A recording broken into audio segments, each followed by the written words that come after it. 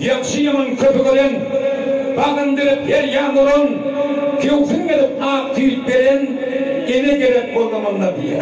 Bolondu gülüp begenin, her yandına okumanın, yanlışıp sevze kıynanın, ata gerek olmamanla. Malı tenkimenki bilmeyen, tevuşup abdalı olmayan, ayrı nahatı iymeyen, doğum gerek olmamanla diye. O yem adamlar. Yalnız doğdum adamlar, inne sana doğum gerek diye. Ağda dünya iyen adım diyende, ondan amin gülka karışan gerek.